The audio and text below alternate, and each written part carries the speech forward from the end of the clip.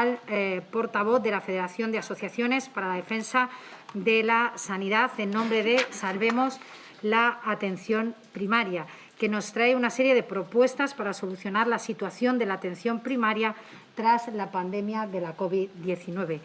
Bienvenido, don Marciano Sánchez Baile. Muy buenas tardes. Encantados todos de que pueda estar esta tarde aquí con la Comisión de Sanidad y Consumo, pero en este caso especialmente en el ámbito del área de la sanidad, que es la competencia de esta comisión. Y además quiero que sepa que desde el minuto 1 que conocimos el interés de su entidad de poder participar y comparecer en esta comisión, pues la verdad es que fue muy bien acogida por parte de todos los portavoces y de todos los grupos, porque no hay duda que la atención primaria pues es una de los temas que en multitud de ocasiones hemos debatido, hablado en la comisión, y es preocupación de todos pues poder mejorarla, y seguro que nos trae propuestas muy interesantes. Para explicar un poco la dinámica, aunque lo hablamos en la reunión que tuvimos, por parte del compareciente tiene un tiempo de 15 minutos, algo más si lo necesita, pero poco más también le digo, por poder atender a toda la jornada de trabajo que tenemos esta tarde. Los grupos quedamos que los portavoces que así lo deseen y quieran plantear alguna pregunta, alguna cuestión o alguna reflexión, pues en torno a 3 minutos, y después, para cerrar este turno, el compareciente tendría pues otro breve turno, sobre todo de cara a contestar alguna pregunta que se pueda plantear y, por supuesto, en las que esté en condiciones de poder contestar ahora y de poder explicar. Así que, si están todos de acuerdo, si les parece, vamos a comenzar y, por tanto, don Marciano Sánchez tiene la palabra. Muy buenas tardes. Bueno, pues en primer lugar, buenas tardes a todas y todos ustedes. Muy agradecido, ¿no?, por permitirme estar aquí con ustedes, y quería empezar pues haciendo un recuerdo a Salvador Tranche, que desgraciadamente de manera inesperada falleció ayer, que es era el presidente de la SENFI, una de las entidades que pertenece a Salvemos la Atención Primaria, ¿no? Era una gran persona, una persona muy comprometida con la atención primaria y con la sanidad pública en general. Bueno, hecha esta primera cuestión, quería señalarle quiénes somos Salvemos la Atención Primaria. Bueno, pues Salvemos la Atención Primaria es una alianza de organizaciones profesionales, sociales y sindicales que quieren recuperar una atención primaria de calidad, universal y accesible, y que hasta el momento ha conseguido la adhesión de 115 organizaciones de ámbito diverso, estatal, regional, autonómico, provincial e incluso local, y de algunos municipios. ¿Por qué aparece esta alianza? Bueno, pues porque estimamos, y creemos que eso es difícil de rebatir, que tenemos una atención primaria deteriorada y al borde del colapso, ¿no? Que una situación que ha empeorado de una manera muy notable con la pandemia, ¿no? Los centros de salud están cerrados y son prácticamente inaccesibles. Ha habido reducciones de horarios, cierres de consultorios, de servicios de urgencia de atención primaria, etc. Hay demoras intolerables para la asistencia, luego comentaremos algo más. Hay un exceso de atención telefónica, de manera que conseguir una cita presencial es casi un imposible en muchos sitios. Hay una gran imposibilidad para obtener una cita telefónica, y esto lleva a que se produzcan colas muy importantes a las puertas de los centros de salud, de manera que es mucho más fácil entrar en un bar, en un estadio de fútbol, en un cine o en una discoteca que a muchos centros de salud de este país, ¿no? En plena pandemia eso resulta difícilmente entendible. Y luego, como consecuencia de ello, se ha producido una desatención importante a los problemas de salud que no están directamente relacionados con la COVID. Es muy probable que una parte importante del exceso de mortalidad que ha habido en el país, cuando menos con seguridad casi fuera de la primera ola, se deba más a enfermos que tenían otras patologías no COVID que no fueron atendidas con la debida diligencia, porque el sistema estaba centrado en otras cosas. Y luego también hay que decir que hay mucha variabilidad entre unas autonomías y otras, incluso de un centro a otro centro dentro de la misma comunidad autónoma, área o población, ¿no? Y entonces, como vamos a hablar en general, hay que ser conscientes de que estamos hablando en general, y por lo tanto hay casos, muchos casos que no están en esa situación. el funcionamiento de la atención primaria, yo creo que hay luces y sombras. No las voy a poner todas, pero las que nos parecen más significativas. En primer lugar, ha habido un gran compromiso de los profesionales y los trabajadores del sistema sanitario. Han hecho un esfuerzo muy importante, que bueno, yo creo que nadie pone en duda. Ha habido y sigue habiendo un apoyo muy importante por parte de la ciudadanía, pero si se mantiene la actual situación, que sería una de las sombras, se acabará produciendo una quiebra y un desbordamiento de los profesionales. Unos profesionales que han hecho tanto esfuerzo, que lo continúan haciendo y que no ven una respuesta por parte de las administraciones públicas para solucionar los problemas, pues acabarán descolgándose de su compromiso con el sistema sanitario. Y luego también esto favorece la búsqueda de soluciones individuales, ¿no? Un poco el sálvese quien pueda, ¿no? O bien pacientes que van al sector privado porque no encuentran una respuesta en el sistema público, abandono profesional, etc. Hay unas demoras que son claramente intolerables, ¿no? Es decir, aquí tienen, por ejemplo, lo que decía la Senfis en la encuesta que hizo en diciembre de 2021. 5,75 días de promedio en el conjunto del país, que iban desde 12,38 días en la Comunidad de Madrid hasta menos de 3 días en Asturias y Castilla y León. Y esta es una encuesta que hizo Comisiones Obreras solamente en la Comunidad de Madrid en el año 2021, donde ven las medias de las consultas presenciales y telefónicas por las diferentes especialidades y, bueno, aparte de que son muy importantes y superan la media, superan en muchos casos la semana, incluso más, ¿no? Porque hay que tener en cuenta que no se contabilizan los sábados y domingos, ¿no? Que no funciona la atención primaria. Miren la otra columna y la verdad es que da un poquito de escalofrío, ¿no? En medicina de familia, citas presenciales, la demora máxima que se detectó en esta encuesta era de 50 días, 50, para ver al médico de familia, 50 días. Eso no tiene nada que ver con la atención primaria. Estamos hablando de una situación que no es de recibo. Y luego pueden ver el resto de las cuestiones si les interesa. Bueno, les dejaré esto para que lo vean. Y luego hay algo que tendremos que tener en cuenta. La atención telefónica tiene problemas importantes. Primero, margina a los más pobres, las personas más mayores y menos digitalizadas, que son las que necesitan y utilizan más el sistema sanitario, como bien sabemos. También empeora y margina la atención de los procesos agudos sobrevenidos.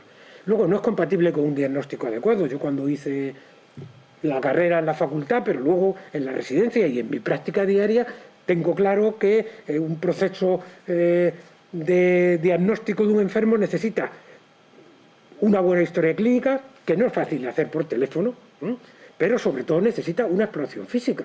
Una exploración física es imposible de hacer por teléfono, como imagino que no hace falta que se lo explique el porqué, ¿no? Y luego genera problemas de confidencialidad y dificultad de la necesaria empatía, ¿no? Para que funcione bien el sistema sanitario tiene que haber una conexión entre los profesionales y las personas que acuden a recibir una asistencia. Eso por teléfono es muy difícil que se produzca, ¿no?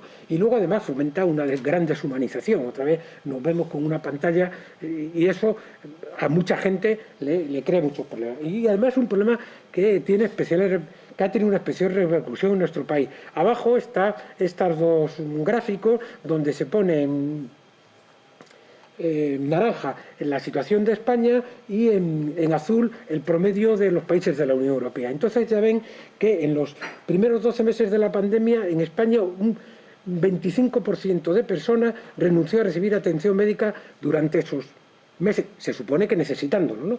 Frente a un 21% en la Unión Europea. Y en cuanto a la utilización de la consulta telefónica, pues en España se utilizó en un 72% de los casos y en el promedio de la Unión Europea un 39%. Es decir, en España se ha abusado de una manera fuera de lugar, ¿no?, de la utilización de la consulta telefónica.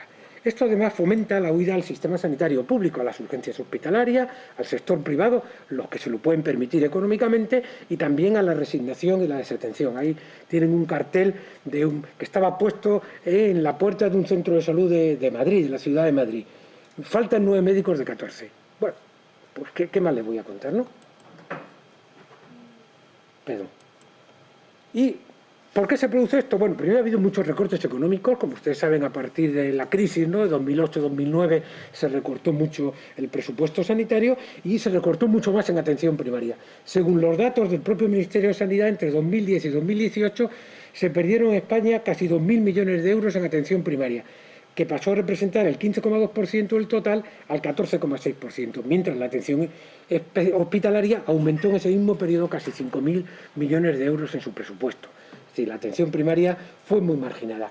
Hay una gran escasez de plantilla, pues no les voy a desgranar pero vamos, lo pueden ver ustedes, y luego hay mucha presión asistencial. Estos son todos los datos del portal estadístico del Ministerio de Sanidad, que son anteriores a la pandemia, por ejemplo, este es de 2020, pero explican algo del problema. Es decir, en el año 2020, el 37,35% de los médicos y médicas de familia tenían más de 1.500 tarjetas sanitarias individuales. Una situación difícilmente compatible con una buena asistencia. Si además tenemos la presión de la demanda de la pandemia, se explica muy bien el asunto, y además había un gran número de profesionales que tenían más de 2.000 cartillas. La situación de Madrid otra vez sigue siendo espectacularmente desastrosa, ¿no? Es decir, el 50% de los médicos y las médicas de familias que tenían más de 2.000 tarjetas sanitarias estaban en la Comunidad de Madrid. Perdón. ¿Qué proponemos desde Salvemos la Atención Primaria? Bueno, devolver la atención primaria a sus legítimos propietarios, que es la población, ¿no? La atención primaria no pertenece a los profesionales, no pertenece a la administración sanitaria, pertenece a la ciudadanía. Y a la ciudadanía se le ha cerrado las puertas de la atención primaria. Es como si a los banqueros no le dejasen entrar en las oficinas de sus bancos. Esto es lo que ha sucedido. Y esto, bueno, pues realmente parece difícilmente admisible. ¿Qué queremos? Planteamos, primero, hay que incrementar el presupuesto que se destina a la atención primaria, destinarle entre el 20 y el 25% del gasto sanitario público, eliminar las trabas de acceso a pruebas diagnósticas y terapéuticas, que mejoraría mucho la capacidad de resolución de problemas. Hay que priorizar las consultas presenciales, hacer una citación telefónica accesible. Algo tan sencillo como entender que si una gran parte de la atención sanitaria se está haciendo por teléfono, hay que incrementar el número de líneas telefónicas de los centros de salud para que las personas que llaman para concertar una cita no tengan el teléfono comunicando, pues no se ha hecho en la mayoría de los casos. Y esto explica muchas de las cosas, sencillo y barato, porque eso no significa un coste muy importante. Naturalmente nosotros no estamos en contra de las consultas telefónicas y telemáticas, que deben ser complementarias y no discriminatorias. Es evidente que hay para muchas cosas que son de gran utilidad, por ejemplo, para dar resultados, ¿no? Si usted le ha hecho una analítica, que le den el resultado por teléfono, pues no tiene ningún problema, ¿no? Pero hay otras cosas que no pueden ser. Por ejemplo, ahí les pongo lo que señalaba en la acción C13 del marco estratégico de la atención primaria, que se aprobó en 2019. Garantizar que las demandas de atención no urgentes se atiendan en menos de 48 horas. Como ven, la situación que hay no se parece en nada a esto. Aumento del personal. Claro, incrementar el presupuesto no se quiere para repintar los centros de salud o cosas por el estilo. Lo fundamental es que hay que aumentar el personal, especialmente el personal de enfermería. Como ustedes saben, en España el personal de enfermería por habitante, o por 1.000 habitantes, o por 1.000 tarjetas sanitarias, está por debajo del personal médico. Una situación absolutamente única en Europa, donde la proporción entre personal de enfermería y personal médico es de 1,5 profesionales de enfermería por un profesional médico. Y eso significa que ahí el aumento de profesionales fundamentalmente tiene que ir ahí. Por supuesto, también tiene que ir en el resto de las categorías: personal médico, medicina de familia, pediatría, unidades administrativas, incorporar nuevos profesionales a los equipos, ¿no? Como son fisioterapia, psicología, etcétera, ¿no? Aumentar el personal administrativo, del que sería conveniente favorecer una formación específica, como por ejemplo hay en Portugal, ¿no? En Portugal el personal de las unidades administrativas es un personal que tiene una cualificación específica y por lo tanto puede quitar muchísimas de las tareas burocráticas que ahora hacen los médicos de una manera poco eficiente, ¿no? Desde el punto de vista sanitario y económico. Había que estabilizar y consolidar las plantillas, OPEs, etcétera, y fidelizar a los profesionales y recuperar a los emigrados. Claro, si usted ofrece a un médico que acaba de acabar el MIR, un médico de familia, le ofrece un contrato de un mes que a lo mejor le prorrogan o no, pues lo más probable es que se vaya a un sitio donde le ofrezcan un contrato indefinido, un contrato por 3 años, que eso lo puede encontrar en Portugal. Y claro, se ha dado la situación en nuestro país de que ha habido médicos de familia que han emigrado a Ecuador y a Brasil. Países que evidentemente no tienen unas condiciones ni económicas ni sociales comparables con las de nuestro país y que explican muy bien cómo está la situación. Mejorar la relación con el nivel hospitalario, potenciando los procesos asistenciales como base de la atención de salud, coordinados de la atención primaria, incrementando su capacidad resolutiva. Desarrollar la orientación comunitaria. Ustedes saben que cuando la atención primaria se llama atención primaria de salud porque pretenden no solamente hacer asistencia sanitaria, sino hacer promoción, hacer prevención, etc. Y esto, que ya estaba tradicionalmente bastante dejado, digamos, de la mano de Dios, porque es una expresión habitual, pues en la pandemia simplemente desapareció, ya no se dejó de la mano de nadie, o en todo caso del diablo. Hay que promover la participación de las administraciones locales para la promoción y la prevención y mejorar y coordinar la atención sociosanitaria, que como hemos visto en la pandemia es un gran problema para el buen funcionamiento de la atención de calidad. Hay que transformar las áreas de salud para que se convierta en el espacio para la integración de todas las actuaciones y actividades de salud, dotándolas de instrumentos para la planificación y gestión participativa. Hay que garantizar la participación y empoderamiento de los ciudadanos para la promoción de la salud y la mejora de los servicios sanitarios, constituyéndose consejos de salud que permitan una participación real y efectiva, que aunque estaban en la Ley General de Sanidad, como ustedes también imagino que saben, no existen en la práctica en la mayoría de las comunidades autónomas, en algún sitio sí. Y si nos limitamos a los consejos de salud de área, la participación real se verá bastante limitada, valga la redundancia, por lo que también hay que propiciar consejos de salud de ámbito municipal y en algunos casos de zonas básicas de salud, porque es evidente que los municipios en nuestro país tienen situaciones muy diferentes, ¿no? Un consejo municipal en Coria, pues es un instrumento estupendo, ¿no? En Madrid un consejo municipal no tiene mucho sentido, ¿no? Porque en una población de 3 millones de habitantes, pues eso no facilita la participación de la población, ¿no? No la puede facilitar. Hay que promover el nivel de inteligencia de la atención primaria, potenciando las actividades formativas, docentes y de investigación con recursos y equipamiento propio y suficiente. ¿Qué necesitamos? Hasta ahí las propuestas, ¿no?, que hacemos, explicar de una manera general. Tenemos la implicación de las administraciones sanitarias a todos los niveles, central y autonómico, ¿no? Está claro que el modelo de organización del país y las transferencias sanitarias en las comunidades autónomas exigen que haya una cooperación entre ambos niveles importante. Necesitamos un compromiso real y práctico, no solo declarativo, de partidos y representantes de la ciudadanía. Y, por supuesto, necesitamos la movilización social y profesional para conseguirlo, porque la experiencia nos dice que cuando todo se deja en manos de las diferentes representaciones de las administraciones públicas, es fácil que se olviden de aquellas reivindicaciones que no cuentan con una presión social suficiente. Por lo tanto, pensamos que los aplausos tienen que convertirse en hechos concretos. El primero y fundamental es más presupuesto para la atención primaria, porque todas las cosas que hemos dicho difícilmente van a poder desarrollarse si no se incrementa de una manera significativa e importante el presupuesto de la atención primaria. Nosotros, aparte de comentar esto a ustedes y de esperar que estén de acuerdo con todo o parte de nuestras propuestas y que propicien aquellas cosas que puedan ponerlas en la práctica, les señalamos que vamos a seguir intentándolo, que vamos a seguir movilizándonos, que vamos a seguir presionando, porque creemos que la sociedad organizada tiene que tener un protagonismo importante dentro de un país democrático como el nuestro. Nada más, sino muchas gracias. Pues me ha ajustado el tiempo. Muy bien, perfecto. Ojalá todos los portavoces aquí cumplieran el tiempo como usted. Bueno, muchísimas gracias por esta primera intervención y a continuación, como decíamos, abro un turno de intervenciones para el que quiera intervenir, lógicamente. Lo haríamos igual, de menor a mayor. Entonces, pues empiezo por el Grupo Parlamentario Bildu. Si desea alguna cuestión, tiene la palabra. Muchas gracias, señor Marciano.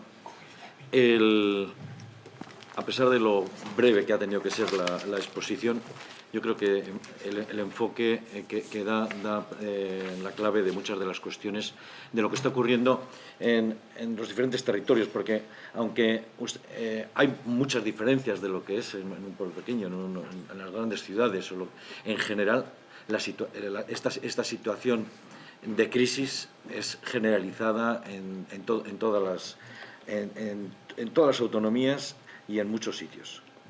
La situación, desde luego, ha empeorado con la pandemia, pero era una situación que veníamos llevándola desde bastante atrás. Y lo que nos estamos jugando, o sea, en este momento, no solamente es llegar a la situación previa a la pandemia, sino realmente ver que con la pandemia lo que nos ha puesto es los objetivos de los puntos débiles del sistema y que habrá que fortalecer. Es necesario, por eso quiero decir que compartimos gran parte de las líneas, y lo que sí entendemos es que después de esta situación COVID será necesario que la Administración tiene que crear un plan de observación especial y de creación de líneas prioritarias en unas líneas de corto plazo y de medio plazo, de manera que podamos atender a todas las urgencias existentes y, sobre todo, reconstruir la sanidad pública. Tenemos muchas veces la sensación de que esta situación a la que hemos llegado, en la que ha primado ese sálvese quien pueda, porque realmente cuando tienes un problema gordo, pues realmente tienes que tienes que buscar la salida rápida, inmediata, en tu entorno próximo. Si no lo restituimos en estos momentos, puede ser un golpe de gracia al sistema público, en el sentido de que puede haber estrategias en estos momentos de no implementar rápidamente medidas de fortalecimiento, porque no es disfuncional, dará a muchos intereses en que convergen, en que quieren fortalecer los sistemas privados. Y sería una pérdida inexorable, y que una vez que el sistema entra en crisis, volverlo a reconstruir es muy difícil. Por lo tanto, lo que de esta exposición, diciendo, para terminar, quiero decir que la compartimos en muchas cuestiones, y nosotros en este sentido creemos que sería importante desde la Administración del Estado hacer un diagnóstico urgente en esta situación y crear medidas concretas cara tanto a presupuestos como un plan extraordinario para salvar el sistema público. Muchas gracias. Muchas gracias. A continuación, el Grupo Parlamentario Ciudadanos, el señor Guillermo Díaz, tiene la palabra. Pues muy breve. Muchas gracias por su exposición. Sencillamente, bueno, sí, compartimos la necesidad de un mayor presupuesto para la atención primaria. Es más, una de las pocas enmiendas que pusimos como condición para los presupuestos generales del Estado, para el apoyo nuestro, era una dotación muy importante presupuestaria para la atención primaria, que fue rechazada. La cuestión es que, en base a lo que ha dicho usted, con base en lo que ha dicho usted, ¿qué papel cree usted que puede tener la telemedicina? Porque ha dicho que despersonaliza, pero algún papel se le puede dar. ¿Cómo cree usted que podría, en este caso, aprovecharse lo que telemáticamente hemos desarrollado y hemos acostumbrado en gran parte de la población, nos hemos acostumbrado durante la pandemia? Y luego, que no, aparte de la gestión del incremento de las partidas económicas y de mayores recursos económicos y personales que sabemos que son necesarios, una mejor gestión interna de la sanidad, con mejor aprovechamiento de los recursos, aligerar de burocracia al personal estrictamente sanitario, desviándolo a otros servicios públicos. ¿Cómo lo valoraría usted? Y un mejor aprovechamiento de la enfermería, que está muy cualificada para hacer más cosas de las que hace en la atención primaria. Y, por último, ¿cómo cree usted que podría coordinarse la atención primaria, o cree usted que podría coordinarse mejor la atención primaria con las oficinas de farmacia, y que hubiera un mejor juego en equipo, mejor trabajo en equipo? Y yo con esto he terminado. Muchas gracias. Ha visto, Presidenta, el tiempo. Muchas gracias. Perfecto, gracias. A continuación, si desea intervenir el Grupo Republicano, tiene la palabra, señor Richard. Gracias, Presidenta. Muchas gracias, señor Sánchez. Compartimos plenamente los planteamientos o las propuestas que usted expone, y está claro, ¿no? Recuerdo que en la Comisión para la Reconstrucción se habló que realmente la pandemia ha supuesto a lo largo un colapso, y que por tanto ese colapso al sistema sanitario, ese colapso un poco venía de reflejo, era un reflejo de la debilidad del sistema sanitario público, un reflejo de un sistema sanitario que realmente partía hace años de una debilitación, a partir ya sabemos muchos, ¿no? A partir de lo que sería unos recortes en sanidad pública y un proceso de privatización que aparece a partir de 2008, con la crisis de 2008, y que, por lo tanto, cuando llega una pandemia como la que contamos, nos encontramos con un sistema sanitario muy débil para aguantar realmente lo que nos viene encima. Y además, que territorialmente, en función, incluso donde hay más o menos debilidad del sistema sanitario público, el impacto ha sido más o menos mayor. Eso también es importante tenerlo en presente, ¿no? Nosotros ya planteamos en su momento, aunque no estábamos de acuerdo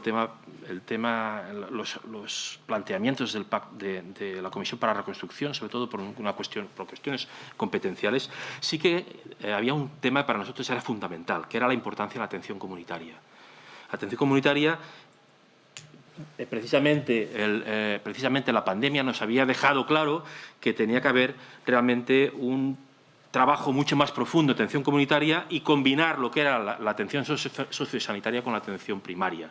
Por tanto, llegar mucho más a la proximidad y con un componente social mucho más importante, ¿no? Ahora estamos en un escenario que continuamos con el COVID, aunque ya últimamente a la ministra ya le he recordado que está muy bien que gestionemos el COVID, pero tenemos paralizada la sanidad pública. Y, por tanto, hay una serie de crónicos, hay una serie de gente que tienen paralizada toda su actividad y que tiene que recuperarse otra vez la misma actividad sanitaria previa a lo que era la pandemia. Esto requiere dos cosas: un mayor presupuesto para poder reactivar. Mayor presupuesto quiere decir también que podamos incorporar elementos de contratación y por lo tanto aumentar las ratios en diferentes aspectos, pero también la mejora de las condiciones de precariedad laboral actuales. Tenemos temporalidad, irregularidad, escandaloso. Y, por tanto, una manera de reforzar, ¿no? Una manera de consolidar y reforzar la atención primaria es precisamente cambiar las condiciones laborales internas, ¿no? Y, por otro lado, una estrategia. No hay ninguna estrategia actualmente desde el Ministerio. Y desde las comunidades hay algunas estrategias, pero tampoco no es que haya una estrategia global. A estas alturas y con lo que hemos pasado, no hay absolutamente ninguna estrategia global para plantear qué hacemos con la atención primaria. Y esto es lastimoso, porque quiere decir que no hemos aprendido absolutamente nada de todo lo que ha venido encima, ¿no? Y, de momento, el Ministerio concretamente no parece que tampoco priorice esta línea. Los presupuestos de 2022 lo han dejado muy claro. No tiene en su prioridad reforzar lo que es la atención primaria. Se ha hablado mucho de la salud mental, pero la atención primaria, fíjense que ha quedado totalmente silenciada en ese sentido, ¿no? Ha hablado usted del principio de equidad, ¿no? Que ha habido diferencias territoriales de atención, y también es importante, y lo ha introducido usted, también diferencias sociales, de manera que en una misma ciudad, en un mismo municipio o diferentes barrios también hay diferencia de servicios. Eso también es importante tenerlo presente, ¿no? Y también creo que es importante hablar también, y usted lo ha hablado, del esfuerzo diferenciado entre comunidades autónomas. Esto creo que es fundamental. Hay comunidades autónomas que han hecho más esfuerzo y otros que han hecho menos esfuerzo, y eso tiene un impacto precisamente sobre aquella población que vive en un territorio en otro. No solo simplemente por un tema de falta de equidad, sino simplemente por falta de inversión de según qué comunidades autónomas. Y esto a nosotros lo tenemos clarísimo. Clarísimo lo tenemos, ¿no? Y ya cierro un poco y acabo ya diciendo que la atención personalizada de calidad, usted hablaba realmente de la atención telefónica. La atención telefónica no puede cubrir ni mucho menos lo que es la atención personalizada de calidad. Y precisamente porque la atención primaria tiene un alto componente social y de proximidad. Y en todo caso hay toda una parte del trato personal entre médico y paciente, con todo lo que es el contexto social que hay detrás y de la proximidad y el tacto directo, que hace que sea inevitable, ¿no? o que no pueda la atención telefónica llegar. Hay toda una parte de gesticulación, hay toda una parte de lenguaje no verbal, que lo que hace es una cierta complicidad entre el médico y el paciente. Y esto, la atención telefónica, puede servir para según qué temas, pero para algunos temas y sobre todo para aquellos componentes que tienen un componente social y un componente social y comunitario, aquí no llega la atención telefónica en ese sentido, ¿no? Por lo tanto, simplemente haré esas aportaciones a lo que usted ha comentado y, en todo caso, agradecer muchísimo la foto que nos ha dado un poco de cómo está todo y cuáles son un poco las prioridades en esos momentos. Gracias.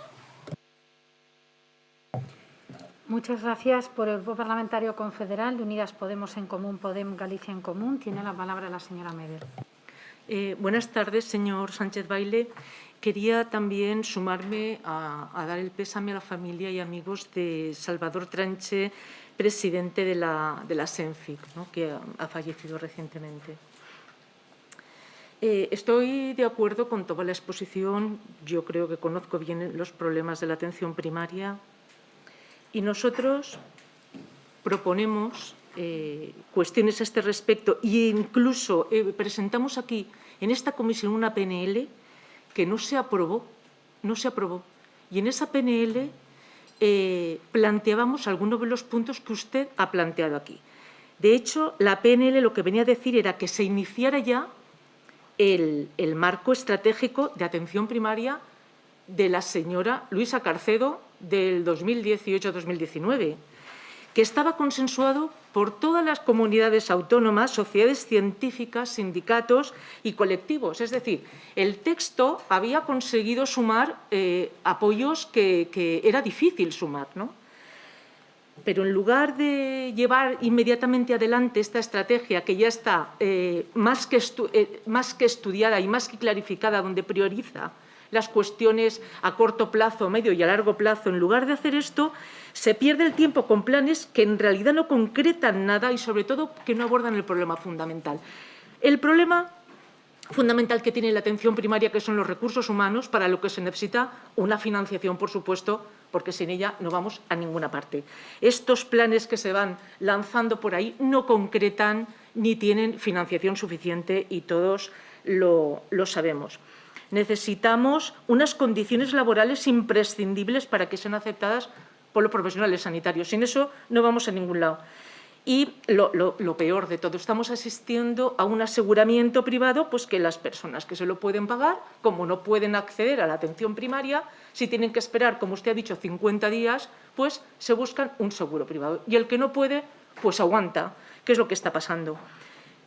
Se va en camino, yo creo, por parte del Ministerio de Sanidad, de eliminar la atención primaria al estilo, pues quizá, de las mutualidades de funcionarios, porque eso es lo que parece, ¿no?, en nuestro sistema sanitario.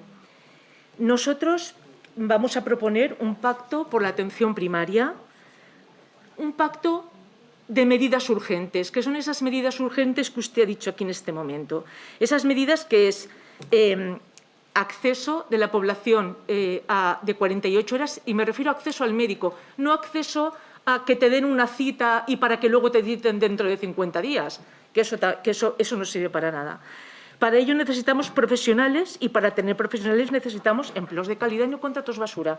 Y estas son las medidas urgentes y para eso se necesita pues, un presupuesto. Y el planteamiento del 25% del presupuesto, que ya lo decía la señora Luisa Carcedo, necesitamos aumentar en esa estrategia que está ahí.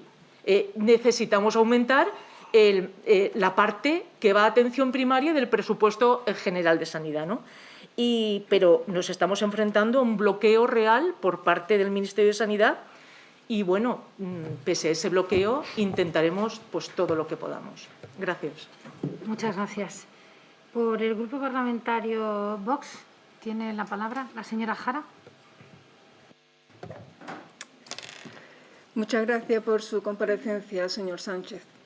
Indudablemente, la atención primaria es y ha sido una gran baza de la sanidad pública que ha demostrado estar repleta de profesionales que salvan el espíritu de la atención pública, en contra de gobernantes que se esfuerzan por destruirla una legislación tras otra, desviando presupuestos para otros menesteres que ni por asomo tienen la importancia y la relevancia que debiera de tener la atención primaria. Aunque el inicio del modelo de atención primaria hace 30 años era muy loable, pretendiendo una optimización de lo que tradicionalmente ha sido nuestro médico de cabecera e integrando a las primeras promociones de médico de familia, a lo largo de los años ha ido demostrando grandes deficiencias, quizás por el poco apoyo recibido de las instituciones gubernamentales de todo color que se han sucedido en las distintas comunidades autónomas. Ambos modelos de gestión, tanto la atención primaria como el de las comunidades autónomas, han demostrado que no son la mejor opción para solucionar ni los problemas de salud ni de gestión de los problemas de los españoles. La atención primaria tiene serios problemas que no se traducen en una atención al usuario y que no cubren las necesidades de colectivos tan importantes como pueden ser las patologías crónicas, los enfermos encamados, la atención personalizada mediante un tiempo de atención mínimo para ser tratados los usuarios como personas y no como problemas de salud y, por supuesto, una sobrecarga a la atención especializada al no disponer ni de tiempo ni de recursos para optimizar el trabajo de un médico de familia. Todo esto, que son el transcurrir diario de un centro de salud, se ha visto totalmente sobrepasado por la actual situación de pandemia que acarreamos hace ya 2 años. El médico de familia, en su día a día, se ve desprotegido al no disponer de tiempo ni de medios para atender a sus pacientes, salvo, en muchos casos, un bolígrafo y un fonendoscopio, y saca el trabajo a golpe de pecho. Las derivaciones a especialidades serían mucho menos cuantiosas si se pudiera hacer las pruebas complementarias necesarias en los centros de salud y con ello hacer un diagnóstico sindrómico que es más que suficiente para solucionar problemas diarios de una consulta de primaria. Asimismo, es muy diferente la batería de pruebas de las que puede disponer un médico de familia según la comunidad autónoma en la que trabaje. No hablemos de la sanidad rural, donde la falta de medios y disparidad de recursos disponibles se hace aún más palpable. Acerca de dotar de más medios y personal a un esquema de trabajo que no ha demostrado ser el óptimo, habría que reflexionar si es la actitud más inteligente o bien abogar por otros sistemas de atención básica al ciudadano que le aportara mayor grado de satisfacción y mayor libertad de elección. Quizá un modelo de gestión público-privada con libertad de elección del ciudadano, de médico de familia y o especialista a criterio del usuario sería más práctica y resolvería problemas como el del déficit de profesionales por falta de presupuesto. Nosotros estamos a favor de que el ciudadano pueda elegir una opción u otra. Hay mucho que reflexionar sobre lo que hemos obtenido hasta ahora del modelo de gestión de la atención primaria y si debemos mantenerlo, optimizarlo o cambiarlo. Aparte de estas breves reflexiones, quería hacerle un par de preguntas, señor. ¿De dónde se ha sacado que el exceso de mortalidad de la segunda ola y siguientes son por causas no COVID? ¿Me puede decir las fuentes? ¿No cree que es un poquito tendencioso utilizar la estadística de comisiones obreras para analizar el tiempo de espera? Muchas gracias. Muchas gracias. Por el Grupo Parlamentario Popular tiene también la palabra la señora Velasco. Muchas gracias, presidenta. Muy buenas tardes, señorías. También, en nombre del Grupo Parlamentario Popular, agradecerle al señor Sánchez que comparezca aquí en esta comisión y bajo el lema salvemos la atención primaria. Yo creo que ninguno de los diputados y de las personas que estamos en esta comisión la verdad, deseamos nada menos que resolver la situación de la atención primaria, ¿no? Lamentar también el fallecimiento del doctor Salvador Sánchez, presidente de la SENFIP, y mandarle un cariñoso saludo a su familia, ¿no? La verdad es que ustedes representan una plataforma donde tienen, según los datos que nos ha expuesto y, desde luego, compartimos parte de su exposición, con más de 115 organizaciones y que entre sus objetivos trabajan por la defensa de la sanidad pública. Y nos ha puesto encima, nos ha trasladado que entre sus propuestas está devolver la atención primaria a sus legítimos propietarios, la población. Desde luego, no entenderíamos la atención primaria como primer acceso o primer nivel al que tenemos acceso toda la población que no tuviéramos facilidades para ello. Pero es verdad que son muchos los inconvenientes y, desde luego, la COVID nos ha puesto el escenario que en parte nos ha trasladado, ¿no?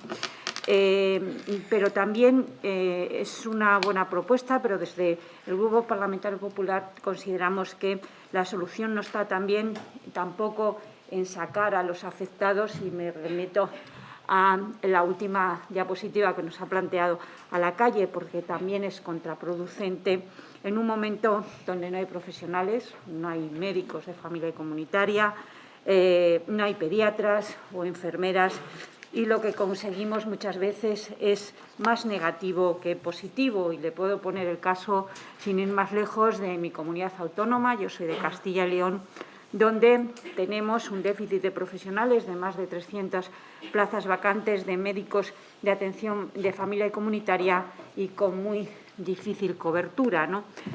Yo no sé si desde su plataforma pues han planteado entre sus propuestas pues qué podíamos hacer para conseguir más profesionales sanitarios.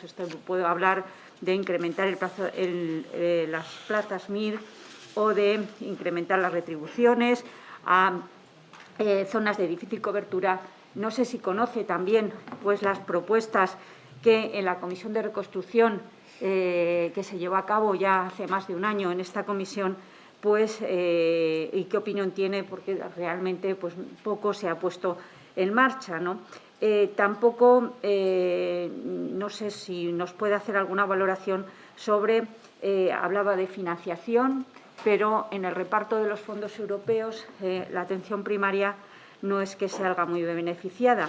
Y ya también lo ha dicho alguno de los portavoces que han intervenido antes que yo, pues hemos tenido el papel, lo soporta todo, pero muchas veces, por ejemplo, el año pasado teníamos 1.088 millones en los presupuestos generales del Estado para atención primaria y poco o nada han visto la luz.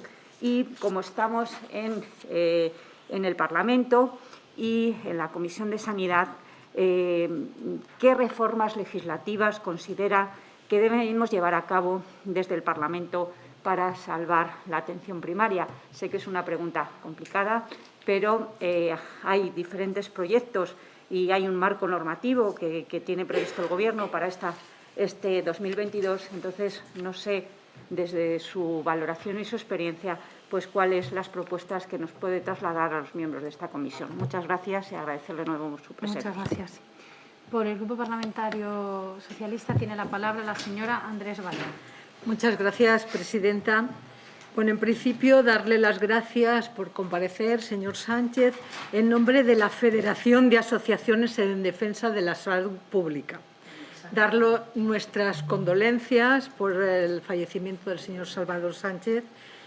Y hemos escuchado con atención y hemos leído las gráficas que nos ha presentado y también hemos escuchado a algunos grupos.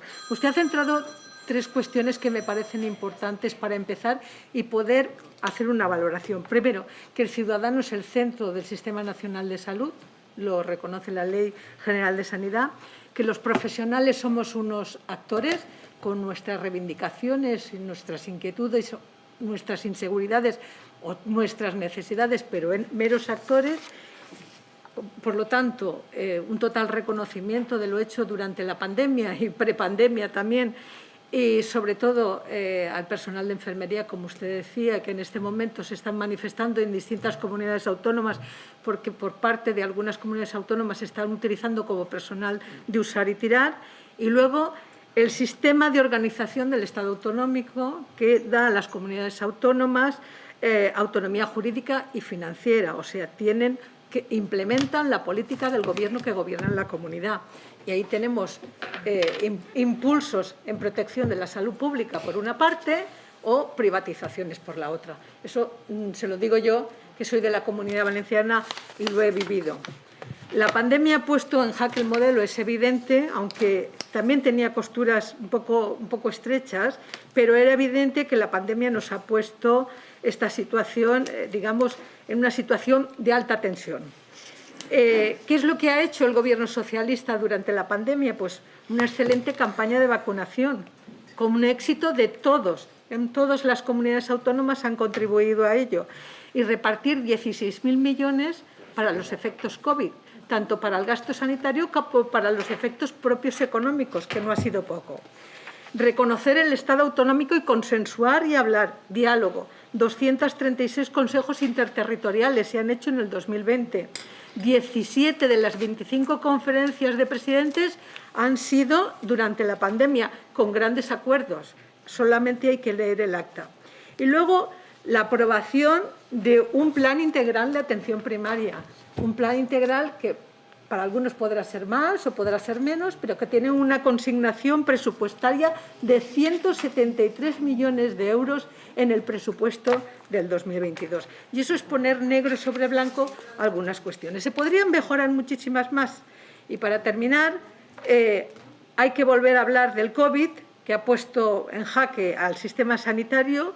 Hay que reforzar la salud pública de la mano de la OMS, la promoción y la prevención, como usted hablaba, potenciar que las comunidades autónomas hagan su propio plan, porque ya está aprobado el Plan Nacional, hagan su propio plan y lo doten, y, desde luego, estimular la llegada de los fondos europeos para hacer cambios estructurales y muy importantes, porque estamos hablando de las consultas telemáticas, que es una vía de acceso, nada incompatibles con la consulta presencial, y la historia clínica electrónica, que se va a poner también en marcha de forma pionera en la Comunidad Valenciana.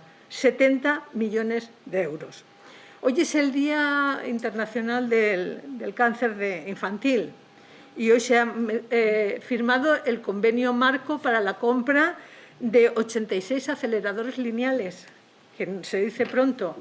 Yo creo que existen una posibilidad de volver a reestructurar esto y volver a pensar dentro del plan estratégico.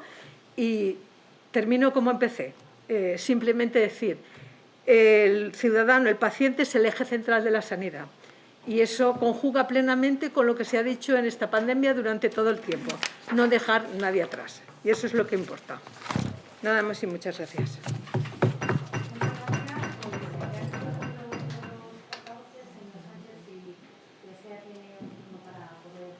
Alguna de las cuestiones que han planteado y que así lo considere. Sí, yo voy a intentar contestar a todas o a la mayoría, ¿no? A ver, se preguntaba, ¿cuál es el papel de la telemedicina? Ya lo he señalado, es decir, la telemedicina puede servir como un apoyo al funcionamiento de la atención primaria y puede servir para realizar algunas actividades descargando de la atención presencial. Eso está claro, ¿no? Ya he señalado un ejemplo concreto, ¿no? Que puede ser el tema de dar resultados, ¿no? Que eso ocupa mucho tiempo, pero también se puede hacer en el seguimiento de algunas patologías crónicas, en el control de la toma de medicación, etcétera. O sea que hay una serie de actividades que se pueden realizar ahí. El problema está cuando la telemedicina se convierte en la mayoría de las actividades de la atención primaria, que lo he señalado antes. Si nosotros tuviésemos una atención telefónica en el rango que señala el informe de la Unión Europea, había en el conjunto de los países de la Unión Europea, no sería un problema, porque serían un 39% de las consultas, pero es que hemos tenido el 71%. Lo que se trata es de cuál es la actividad hegemónica de la atención primaria, no puede ser la telemedicina. La telemedicina tiene que ser un complemento a la actividad para descargar actividad presencial en aquellos casos en los que evidentemente sea razonable. Y hay que tener en cuenta también que el acceso a la telemedicina es muy diferente con una persona como el diputado de Ciudadanos, ¿no? que se ve que es una persona joven, o de lo que puedo tener yo, que ya no tengo nada de joven, o mi suegra, ¿no? que evidentemente no podía ni siquiera manejar bien el teléfono. O sea, que yo creo que hay que saber diferenciar que las cosas tienen un determinado espacio y hay un sitio donde el espacio es más grande y otro sitio donde el espacio es evidentemente más pequeño. Se habla de mejorar la gestión, claro. Dice, aligerar la burocracia, por supuesto. Ahora mismo los médicos de familia, las médicas de familia tienen una burocracia que está claramente descompensada, pero precisamente por eso proponemos que hay que incrementar de una manera notable el personal de las unidades administrativas, donde, por cierto, no hay ningún problema de empleo. Al contrario, si usted mañana saca a concurso a contratar 5.000 administrativos en todo el Sistema Nacional de Salud, tiene 20.000 personas en la fila. O sea que eso no es un problema, no hay un desajuste entre oferta y demanda. O sea, ahí no existe ningún problema y eso tampoco se ha hecho, ¿no? O sea que tenemos que ser conscientes de la realidad. Y luego, en cuanto a las enfermeras, pues está claro que los profesionales de enfermería tienen una titulación que está claramente por encima de las labores que se les deja desarrollar dentro del sistema sanitario y que están claramente desaprovechadas, ¿no? Y que hay muchas cosas que pueden hacer las enfermeras. Bueno, yo soy pediatra, por poner un ejemplo así concreto. No tiene ningún sentido que alguien pida una consulta con el pediatra para preguntarle cuándo le introduce la patata o el pollo al niño. Eso no tiene ningún sentido. Eso es vivir en un mundo absurdo. Lo lógico es que eso lo lleve un buen profesional de enfermería, que lo haría estupendamente sin ningún problema. Pero claro, para eso hace falta que haya más profesionales de enfermería, que volvemos al mismo tema de antes, que es el tema, al final, la clave está en el presupuesto, porque si usted no tiene presupuesto no podrá contratar a administrativo, no podrá contratar a enfermera. Alguien hablaba del problema de enfermería. Bueno, pues según los datos del INE, en diciembre de 2021 había 3.000 profesionales de enfermería apuntadas en el paro. O sea que 3.000 las hay. Y si no están contratadas por el sistema público de salud es porque no se les han ofertado las plazas de contrato. Eso no tiene misterio. O sea que a veces hay problemas con los profesionales, pero a veces fundamentalmente es el sistema que no contrata ni ofrece contratación. Coordinar la atención primaria en las oficinas de farmacia. Bueno, coordinar la farmacia e integrar la farmacia dentro de la atención primaria fue una idea que ya se planteó en su momento en la Ley General de Sanidad. El problema es que hay una cierta colusión de intereses entre una empresa privada, ¿no?, que tiene ánimo de lucro, y el funcionamiento de un sistema público que lo que intenta es atender las necesidades de salud. Y esa colusión de intereses pues está ahí, y eso tiene sus dificultades, y hay que crear un marco de referencia. Durante un cierto tiempo, y en algunas comunidades autónomas, se incorporaron farmacéuticos a los equipos de atención primaria, no directamente a los equipos, sino a las áreas o a los distritos sanitarios, y eso dio muy buenos resultados. O sea que eso es un tema que también está por explorar. Por cierto, tampoco hay problema para contratar farmacéuticos, porque hay farmacéuticos en paro para lo que queramos. O sea pero también hace falta tener un presupuesto para poder contratarlos. O sea que vayamos por ahí. De acuerdo, la atención comunitaria es fundamental, y esto ha sido uno de los grandes problemas que ha tenido nuestro sistema de salud, ¿no? La atención comunitaria se había ido progresivamente dejando de mano, fundamentalmente por dos motivos, ¿no? El primero, porque había muy poco personal de enfermería en el sistema público, y la atención comunitaria fundamentalmente debe de estar en manos del personal de enfermería. Si tenemos tan pocas enfermeras, las enfermeras se dedican básicamente a hacer técnicas, a hacer extracciones, pueden hacer muy pocas visitas domiciliarias, y no digo nada de hacer programas de educación para la salud en las escuelas o en las entidades vecinales, etcétera. O sea que esto, volvemos otra vez al núcleo de antes, ¿no? Este es el problema. Bien, hacer un pacto por la atención primaria, pues ojalá se hiciera, nosotros nos encantaría, pero claro, lo que venimos reclamando, y yo creo que eso es muy importante que lo tengamos en la mente, es que se hagan las cosas, que no hagamos una ley o un acuerdo que luego no se cumpla. Me parece que era Sánchez Albornoz, no estoy seguro, que decía: España se caracteriza por tener muy buenas leyes que nunca se cumplen. Claro, hacer buenas leyes y luego no cumplirlas, pues hombre, mejor es tener buenas leyes que malas, pero si no se cumplen buenas leyes, pues el avance que se produce es muy poco concreto. Y yo creo que nosotros lo que queremos expresar, es el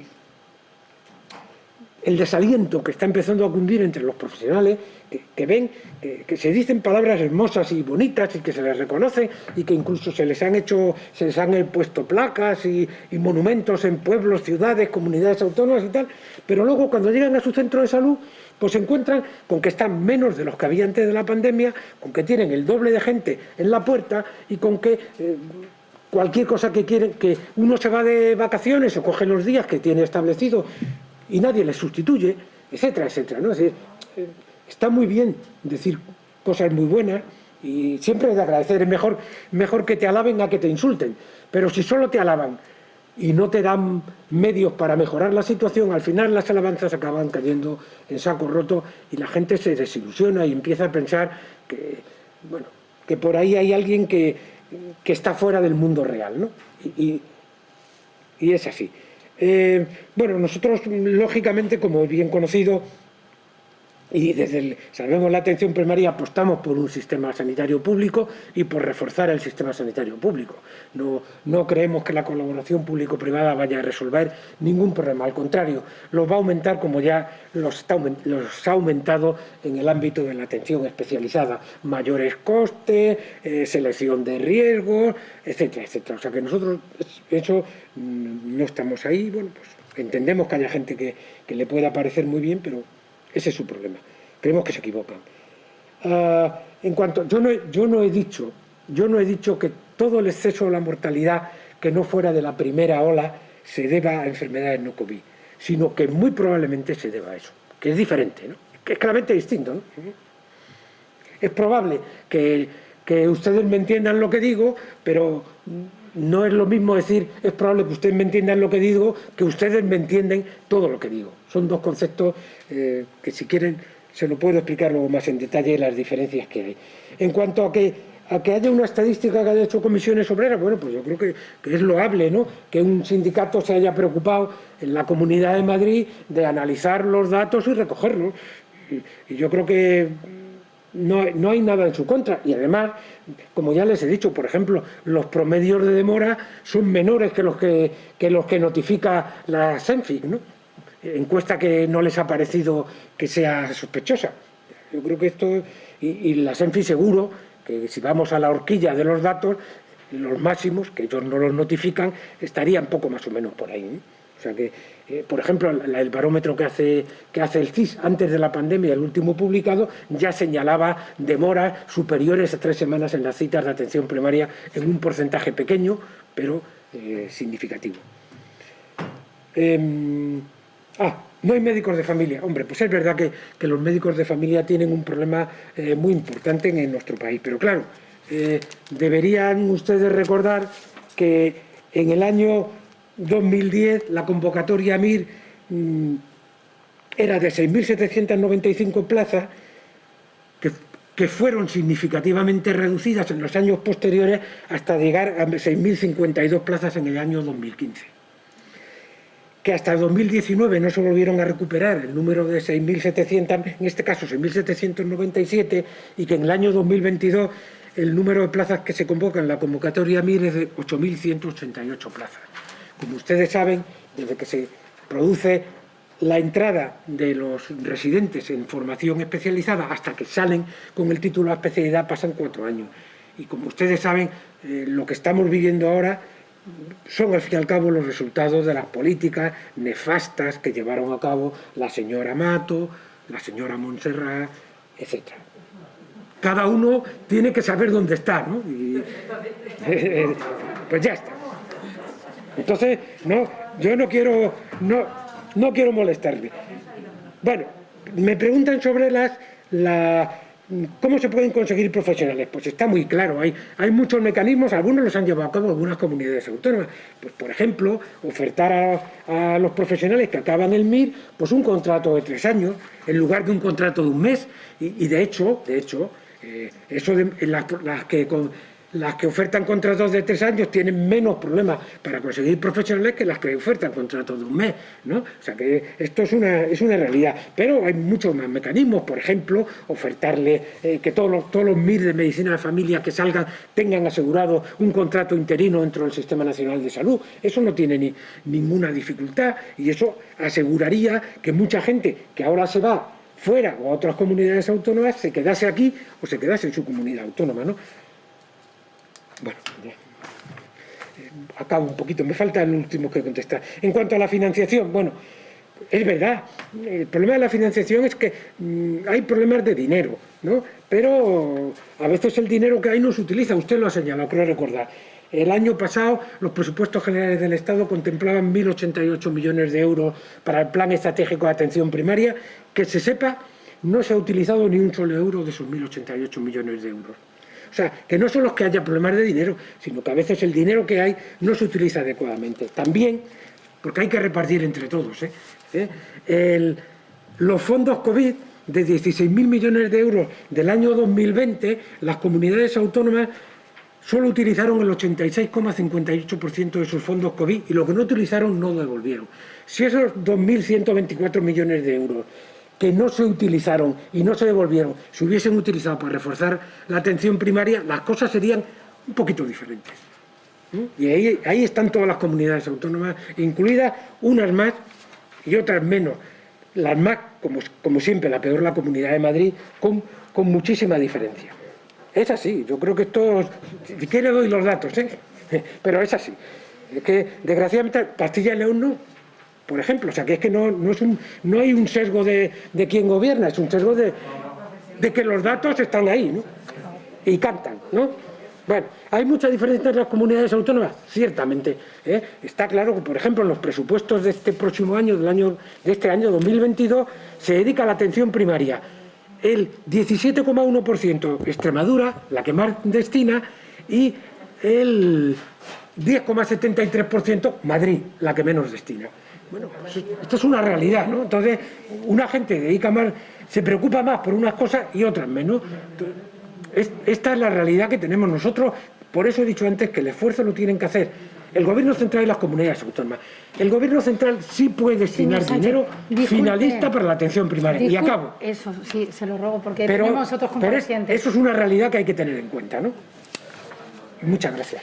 Muchísimas gracias, señor Sánchez. Disculpe que vamos con el tiempo muy ajustado porque tenemos más comparecencias, pero por supuesto que muchas gracias por su intervención y su comparecencia esta tarde aquí. Y termino yo también recordando a don Salvador Tranche, al que fuera presidente de la Sociedad Española de Medicina de Familia y Comunitaria, que efectivamente, tristemente, ha fallecido en esta semana. Así que el pésame en nombre de toda la comisión. Algún portavoz se refería a ello, pero yo creo que en nombre de todos, pues que también se lo podamos hacer llegar a todos sus compañeros, a su familia de la medicina y, por supuesto, también a su familia. Muchísimas gracias y buenas tardes. Buenas tardes.